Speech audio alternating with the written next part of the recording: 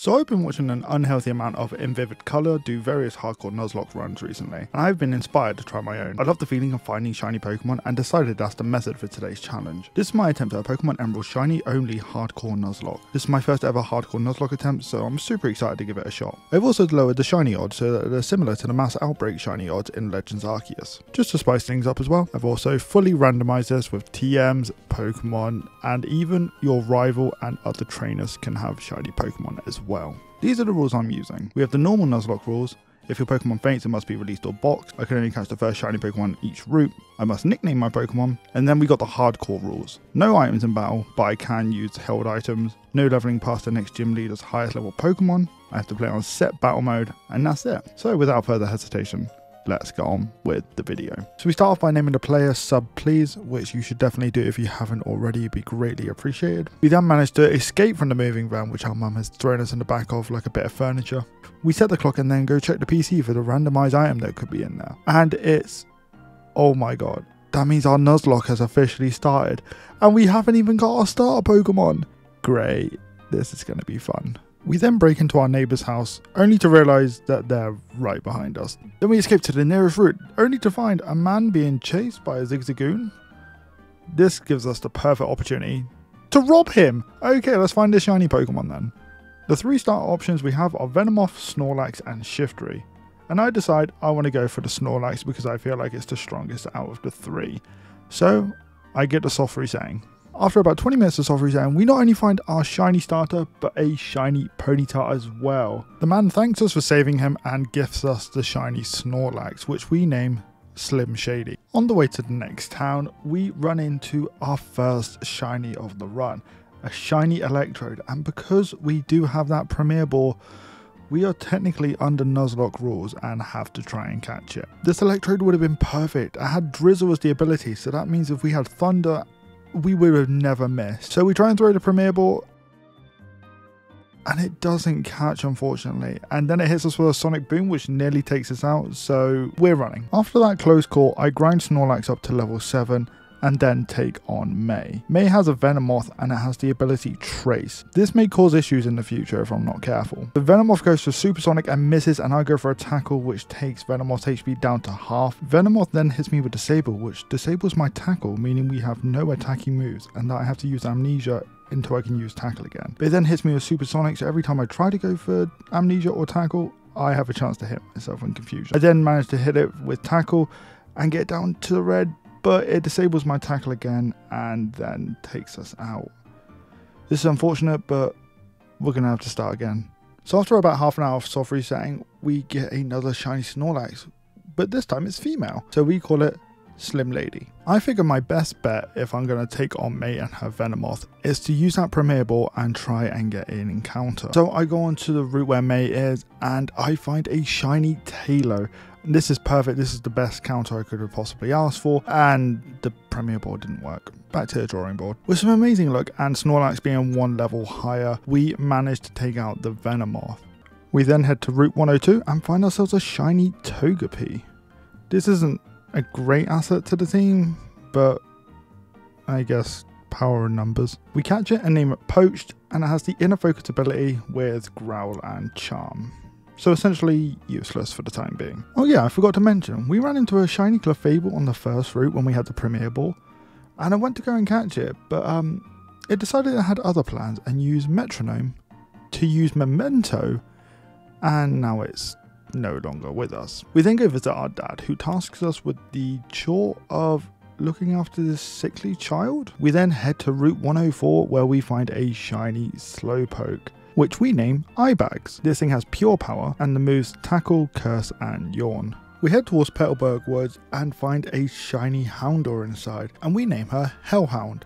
She has compound eyes and the moves Leah and Ember. While switch training Poached, it unfortunately gets taken out by a Farfetch. That's our first death of the run. Whilst I was making my way through the Petalburg Woods, we ran into a Regice with the ability Damp, which prevents it from using Explosion. Its only move. So it's just free experience at this point. North of Rustabow, we run into a Victory Bell which we named Naughty Plant, and it has the ability Magma Armor with the moves Vine Whip, Sweet Scent, Razor Leaf and Sleep Powder, and it's also holding a rare candy. When trying to run away from a Raikou, I wasn't paying attention and Ibags unfortunately fainted. Now it's time to take on the first gym, and Roxanne had 3 Pokemon. She had a Wobbuffet, an Ampharos and a shiny Magby. And I'll be 100% honest with you, it was easy, it was a cakewalk, it was so easy to get our first gym badge.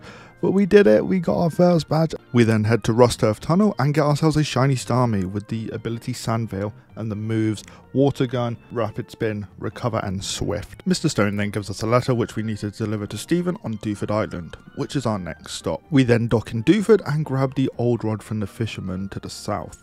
We then take on a few of the trainers north of Dewford, and this is bullshit. I know we're like 6 levels lower, but come on, a one-shot from a Bone Club. Water Gun didn't even do half. Well, that was short-lived Shuriken. On the way to deliver the letter to Stephen in Granite Cave, we run into a shiny Remoraid. We catch it, name it Squib, and it has the ability Drizzle with the move Water Gun.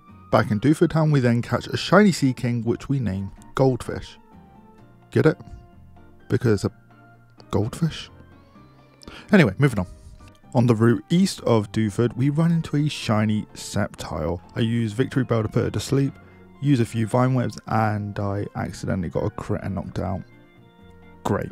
Because we delivered the letter to Stephen, we head back to Mr. Stone, who gives us the XP share. Whilst in the area, I head back to Petalburg and get a fishing encounter. We run into a shiny Gardevoir. This is risky because I know it has to move Teleport, but we managed to catch it, and it has the ability Pure Power with the moves Growl, Confusion, Double Team and Teleport, like I had assumed. After a bit of grinding, it's time to take on Brawley, the second gym leader. He starts off with an Napalm and we go in with Snorlax, and after a few tackles it is taken out with ease. He then sends out Sableye, which we then switch into Naughty Plant and hit it with a few Razor Leafs to take that out as well. He then sends in a shiny Nincada and we finish that off with a few Razor Leaves also. And that's the second gym badge obtained. Next we head to Slateport City, use the old rod and fish up a shiny Ladybird, which we name Comet. We then head a little further south to Route 109 and catch ourselves a shiny Wailord, which we name Your Mum. We head north of Slateport to Route 110 and find our next shiny, a shiny Porygon, and this Pokemon looks amazing. After a bit of grinding, we head to the museum where we get the Fire Punch TM from one of the Team Aqua members. We then take on the rest of Team Aqua and manage to clear out the museum. Time to head north. Whilst heading towards Morville City, we take on a double battle where Remoraid gets taken out by Gyarados, who got a crit Thrash. I'm pretty sure it didn't need the crit, but Remoraid died anyway. Shortly after, I completely forgot that Gardevoir was poisoned and it also died. We're not doing very well, are we? With Wailord and Porygon added to the team, we decide to take on the dreaded Nuzlocke Ender, the rival May battle. And this goes just as predicted. She starts off with a Weedle and a Venomoth, which are easily taken out by our Houndour and our Victory Bell. But the biggest challenge is the Salamence, which hits us left, right and centre with critical headbutts and nearly takes out not only Naughty Plant but our starter Slim Lady as well. Luckily, Slim Lady gets a nice and powerful critical hit headbutt and takes out Salamence. After that brief scare, we head to Morville and get some new encounters in the surrounding areas. Route 118's encounter is a shiny Raticate, which we name Trash Rat. Quite fitting, I think. Route 117's encounter is a shiny Ivysaur, which we name Brute Root. North of Morville is Route 111, where we find a shiny Arbok. But I underestimated my attack and I accidentally knocked it out. To gain access to the third gym, we have to take on Wally and his Bayleaf, which we do quite easily using Houndour's Ember. Because I hadn't struggled with the first 2 gyms, I went into the third gym with a lot of confidence, which was my first big mistake. Scizor and Walrein weren't too difficult, and Remoraid shouldn't have been either. But I got sloppy, and this happened. That's right, I thought Wailord would be strong enough and outspeed the Remoraid, but alas, no. Wailord gets taken out by a Psybeam. Watson's last member of his team is a shiny Charizard, which looks awesome, but we take it out quite easily using Slim Lady and 3 Headbutt. We then head north to Route 112 and then find ourselves a shiny Tentacruel. This would be a great addition to the team, although there were some cooler Pokemon on the route like shiny Feraligatr that I would have loved as well. We then head into the fiery path and find ourselves a shiny Fearow.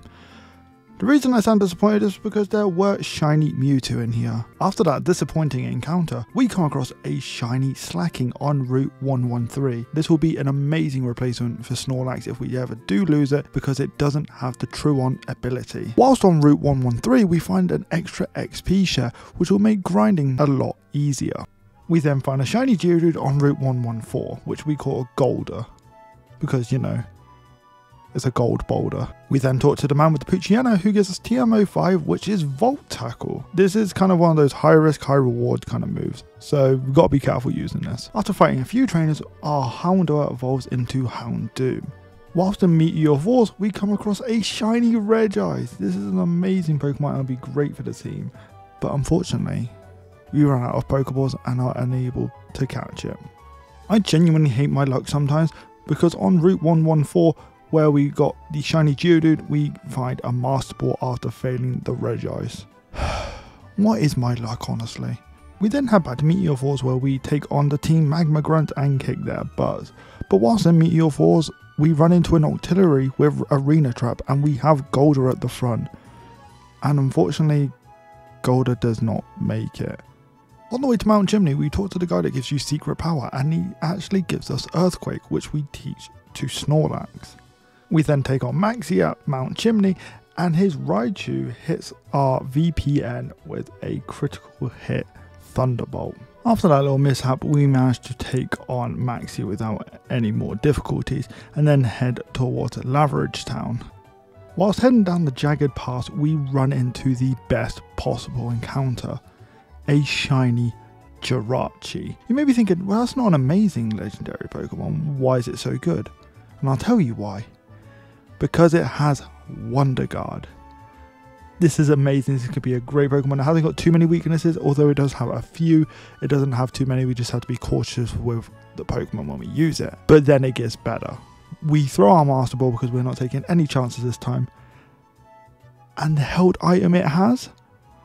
A Master Ball. What are the actual odds of this? This is insane. This is by far the best encounter so far. So the only thing to do now is to take on the 4th gym, and whilst battling one of the trainers, I send Houndoom out into a Primeape, and why I kept it in I don't know, but unfortunately it did die to the Primeape. If you're a long time viewer of the channel, you know my guilty pleasure is using the speed up button way too much. When taking on this trainer with a Swampert, it used Bide without me realising, and Slim Lady fainted. There goes our starter. With both Snorlax and Houndoom dead, I had to put some new members on the team, so I took Slacking and Tentacruel. I went back to previous routes to go grind up and ran into a shiny Pineco which used self-destruct and took out Tentacruel. I seriously just can't catch a break, can I? It was now time to take on Flannery. She starts off with a Charizard, I send out Naughty Plant, and then switch into Goldfish. Goldfish then uses Horn Attack a few times until Flannery uses a potion to heal back up. I decided this isn't going well because Goldfish is getting low on HP and switch into Slacking, who Charizard takes out. I then send out Naughty Plant because I didn't want Jirachi dying to an Ember, and we take out Charizard, but our Razor Leaf doesn't take out Rolls, and Rolls takes out Naughty Plant, but we managed to beat the rest of Flannery's team with ease. We really need some new Pokemon.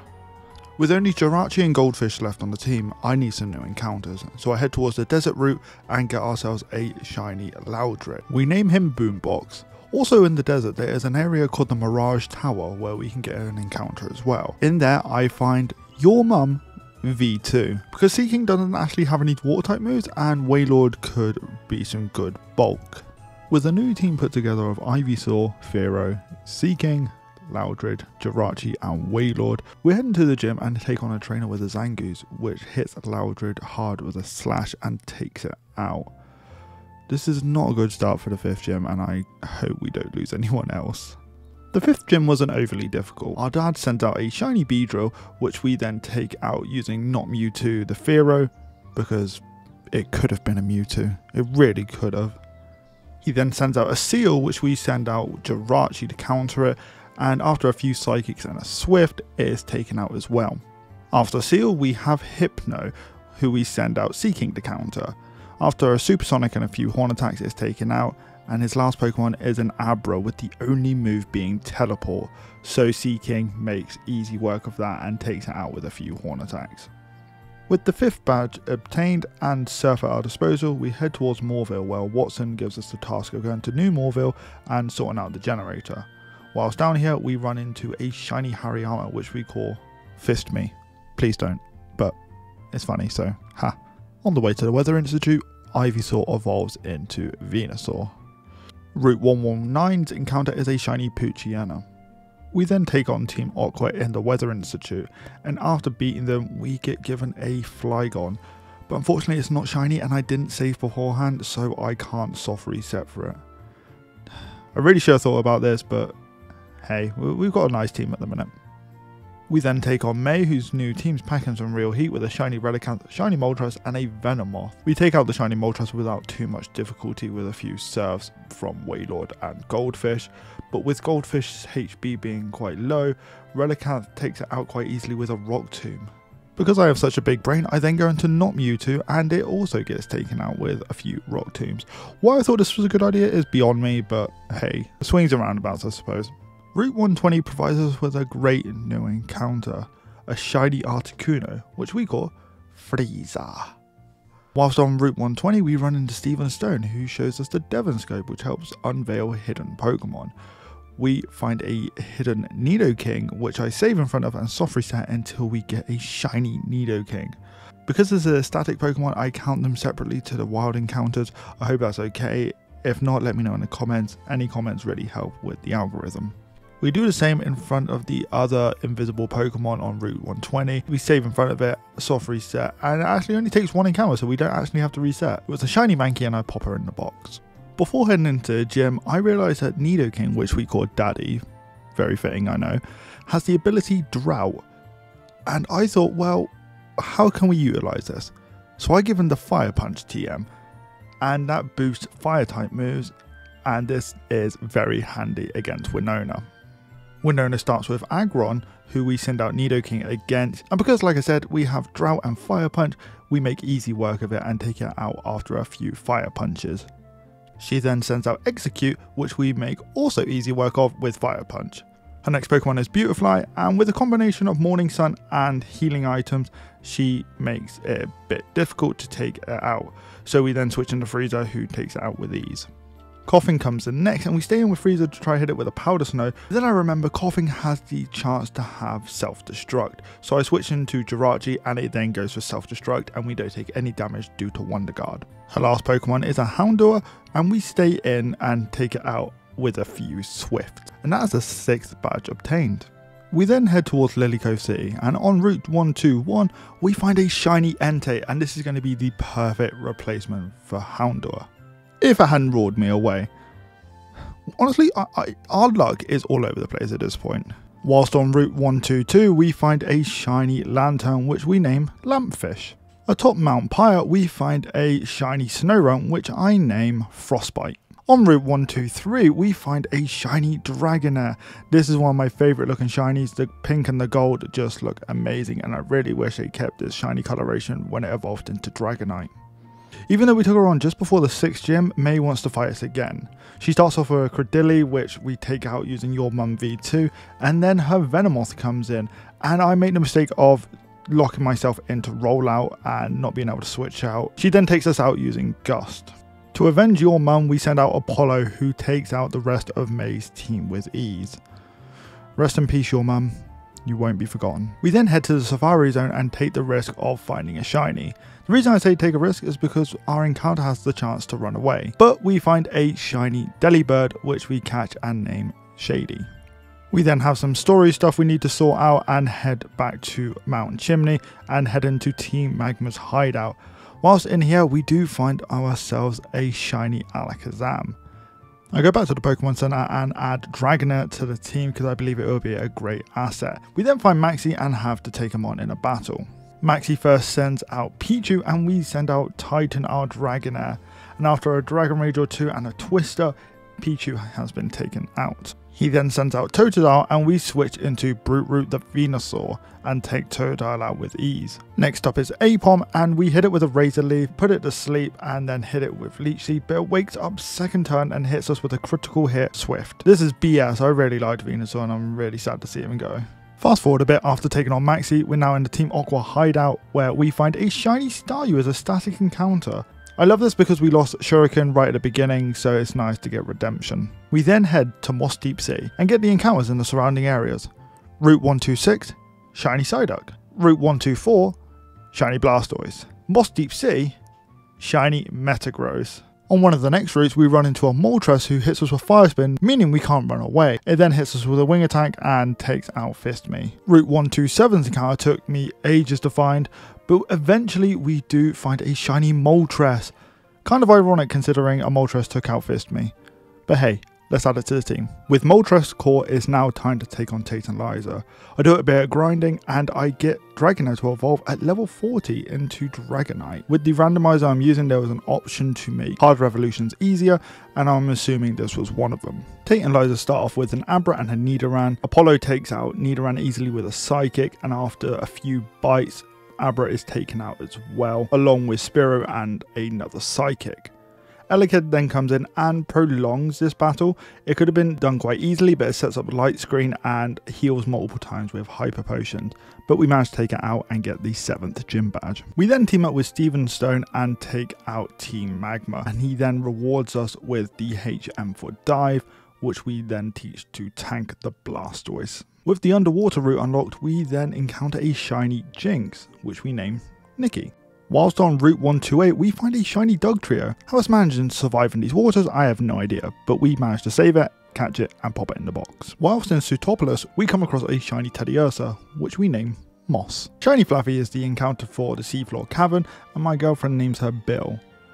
I don't know why, but Bill it is. We then fight Archie. Archie has a Shuckle, a Minun, and a Regirock, which we take out with absolute ease. We then see this nifty little cutscene. Steven Stone then says sub please, and if the ex-champion of Hoenn says to sub, I definitely think you should.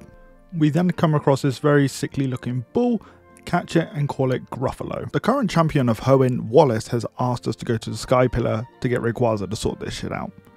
So on the way, we get 5 new encounters. Parasect on Route 129, Snubbull on Route 130, Female Nidoran on Route 131, Ariados on Route 132, and then Machamp in Pacifilok Town. We also failed a shiny Seedot. Rayquaza then comes down and sorts out Groudon and Kyogre, who is inconveniencing a 10-year-old who is beating up adults and then getting shiny bits of metal as a reward. It's now time to take on One. One starts off with a Mightyena, and with a combination of Frieza and Nidoking, we are able to take it out without too much difficulty. He then sends in Vaporeon, and we predict the Aurora Beam switch into Apollo, but Apollo gets nearly taken out by a few bites, so we switch into Tank and take out Vaporeon.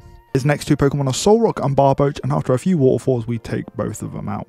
Hitmonlee's up next, so we send out Moltres, who nearly gets taken out by a Mega Kick, so we play a risky move and send in Apollo. Apollo then hits it with a few Psychics and takes it out. And that is the final gym badge obtained. It is now time to head to Evergrande City and take on the Elite Four and Champion. Evergrande City's encounter is a shiny Mawile. The final Pokemon we find in this Nuzlocke is a shiny Whiscash, which we name Go Like, which I think you should definitely do if you haven't already. Be greatly appreciated, and it helps push the videos out to new viewers. We then have to take on Wally for the last time, and he's definitely making the most of these lowered shiny odds because he has a shiny Huntail, which Frieza manages to take out without any difficulty using a few Giga Drains. Phanpy's up next and gets taken out by a singular Giga Drain. He then sends out Zangoose, which after a Fly and a Powder Snow also gets taken out. Marowak's up next, and after 2 Powder Snows it is also taken out. Articuno then learns Ice Beam, and his next Pokemon is a Suicune, which we take out using a few Giga Drains. Weird, we really just sweat Wally using only Articuno. Wow, we actually made it to the Elite Four. Our team consists of Titan the Dragonite, Apollo the Jirachi, Frieza the Articuno, Daddy the Nidoking, Tank the Blastoise, and Chicken the Moltres. Up first is Sydney, who sends out a Muck. We send out Apollo, and after a few Psychics, Muck gets wiped out. Pineco comes out next, and I stay in because I predict he's going to go for self-destruct, so I hit it with a Swift. He sets up the spikes and then goes for the explosion like I predicted, but we do not take any damage due to Wonder Guard. Next comes out Shiny Squirtle and tries to prolong the inevitable by using Protect. but after a few Giga Drains it gets taken out quite easily. Next up is Metapod, who gets taken out by a singular Psychic. Lastly is a shiny Abra, which gets taken out by a single Swift.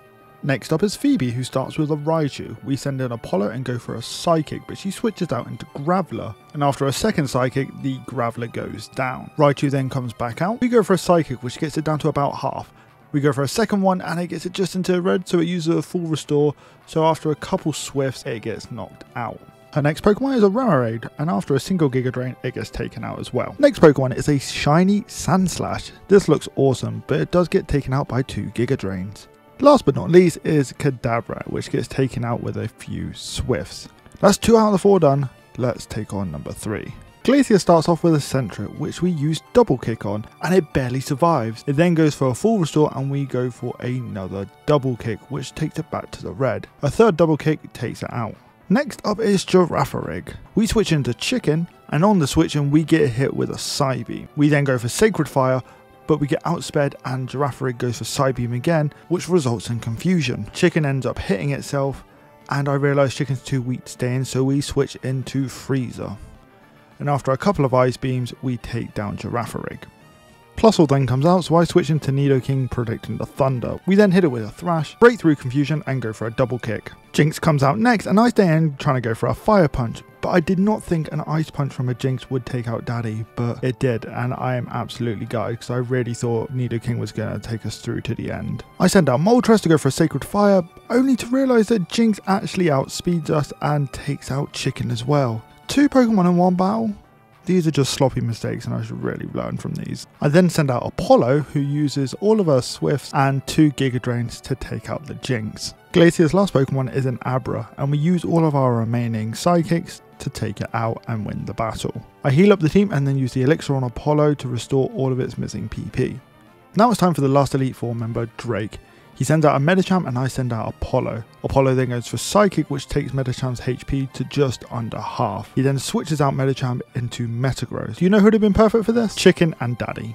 But no, I had to make sloppy mistakes and this is the price I pay. I switch into Blastoise and go for Dive. Metagross hits me with Psychic before I can, and then we do a little bit of damage but not too much.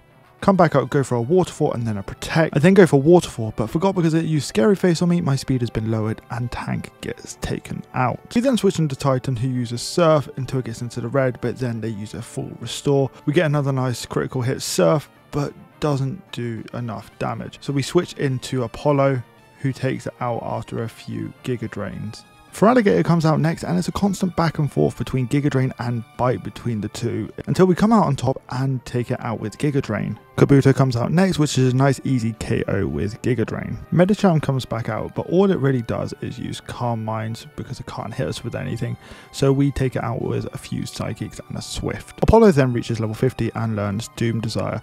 We replace the move Swift. Out comes a shiny Cascoon, but due to my lack of PP, I go for Doom Desire and then rest to restore my HP. I then switch into Dragonite, who takes it out with a combination of Fly and Twister.